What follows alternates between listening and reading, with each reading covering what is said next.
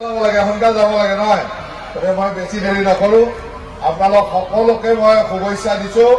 মোৰ লগত একেলগে কওক, ভাৰত মাতা কি, ভাৰত মাতা কি। স্পীডত হোৱা নাই, আৰু অলপ লাগিব, আৰু অলপ লাগিব। ভাৰত মাতা কি।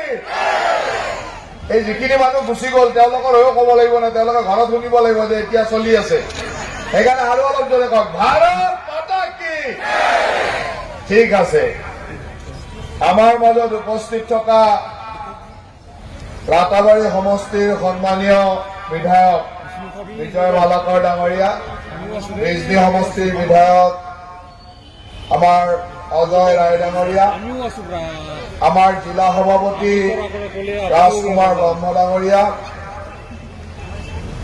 লৰেঞ্চ আছে নাই আছে, আমাৰ সকলোৰে মৰমৰ বিধায়ক লৰেঞ্চ ইছলাৰী ডাঙৰীয়া, আমাৰ সকলোৱে সুন্দৰভাৱে প্ৰতিনিধিত্ব কৰি আমাৰ ৰাজ্যসভাত থকা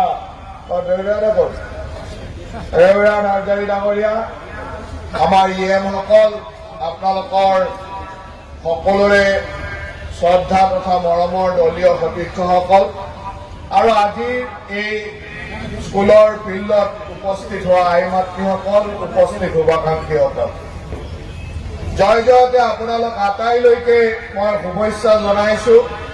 আৰু আজি এই সভাৰ পৰাই আমি আমাৰ ভাৰতীয় জনতা পাৰ্টী আৰু UPPLৰ মিত্ৰজোঁটৰ কোকৰাঝাৰ লোকসভা সমষ্টিৰ সাংসদজনৰ বিজয় ঘোষণা কৰিছো। আপোনালোকে সকলোৱে এটা হাত চাপৰি দি আমাৰ বিজয় ঘোষণা কৰি দিয়ক।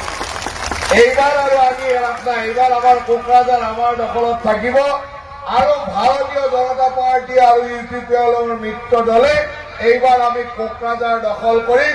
আৰু কোকৰাঝাৰৰ সামগ্ৰিক উন্নয়ন, আপোনালোকৰ সকলো অভাৱ অভিযোগ, আপোনালোকৰ কথা যাতে সাংসদত ক'ব পাৰে তেনেকুৱা এজন নেতা এইবাৰ সাংসদলৈ আমি পঠিয়াম। তাৰ কাৰণে এতিয়াৰ পৰাই সংকল্পবদ্ধ হ'বলৈ মই আহ্বান জনাইছো। আপোনালোকে জানে যে আমাৰ ভাৰতীয় জনতা পাৰ্টী, অসম গণ পৰিষদ আৰু UPPL, আমি তিনিওটা দলৰ মিত্ৰ দলৰ চৰকাৰ। অকল অসমতে নহয়, কেন্দ্ৰতো NDAত আমি মিত্ৰ দলৰ চৰকাৰ হিচাপে কাম কৰি আছো।